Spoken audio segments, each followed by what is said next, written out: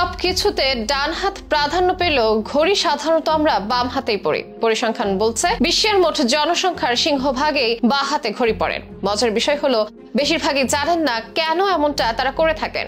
অনেকেই কেবল প্রচলিত নিয়ম মানতেই বাম হাতে ঘড়ি পরেন। তবে প্রচলন শুরুর নেপথ্যেও আছে ভিন্ন এক ইতিহাস, এমনকি বৈজ্ঞানিক কারণও তুলে ধরেন অনেকে।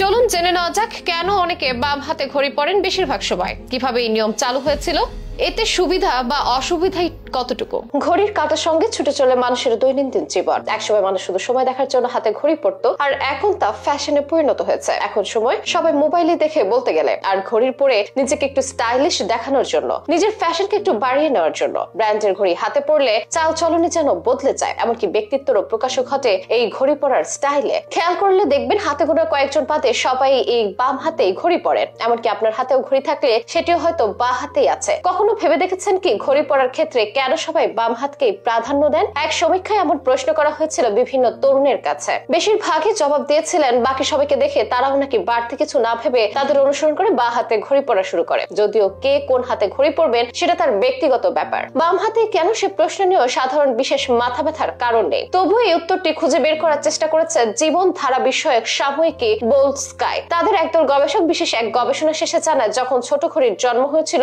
তখন বেশিরভাগই তা পকেটে রাখতেন। এর জন্য পকেট ঘড়ির চল সে সময় বেশ জনপ্রিয়তা পেয়েছিল। কবজিতে যে ঘড়ি পরা যেতে পারে সেই বিষয় তখনও কারো মাথায় আসেনি। তবে বারবার পকেট থেকে বের করার প্রশ্নে ক্রমশই হাতে ঘড়ি পরার প্রচলন শুরু হয়। আর তখন সবাই বাম হাতকেই বেছে নেয়, কারণ সে সময়কার হাত ঘড়ি ছিল বেজায় বড় এবং ভঙ্গুর। সহজে যাতে কোথাও চোকা লেগে ঘড়িটা ভেঙে না যায় তা সুনিশ্চিত করতেই মূলত বাঁ হাতে ঘড়ি পরা শুরু হয়েছিল। কারণ অধিকাংশ লোকই ডান হাতের সব কাজ করেন। তাই যদি বাঁ হাতে ঘড়ি পরা যায় তবে ভাঙার আশঙ্কা খুবই কম। এই ভাবনা থেকে শুরু। তারপর থেকে যত সময় গিয়েছে তত বাঁ হাতে ঘড়ি পরার চল জনপ্রিয়তা পেয়েছে। তাছাড়া বাঁ হাতে ঘড়ি পরলে সহজে সময় দেখাও সম্ভব হয়। মানুষের চোখের গতিবিধি বিচার করে শরীর বিজ্ঞানের মাধ্যমে সেটাই বুঝেছেন বিশেষজ্ঞরা। ডান হাতের তুলনায় বাম হাত সুরক্ষিত থাকেও বেশি, কারণ বেশিরভাগ কাজেই মানুষ ডান হাতে সাহায্য করেন। ফলে যদি ডান হাতে ঘড়ি পরা হয় তাহলে কাজ করতে করতে যদি সময় দেখার প্রয়োজন পড়ে তাহলে কাজ থামিয়ে তা করতে হবে। খাওয়া দাওয়া করার সময় খাবার বা পানি লেগে ঘড়ি নষ্ট হয়ে যাওয়ার সম্ভাবনাও অনেক বেশি। আবার ডান হাতে দিয়ে লেখালেখি করার সময় অসুবিধায় পড়তে হয়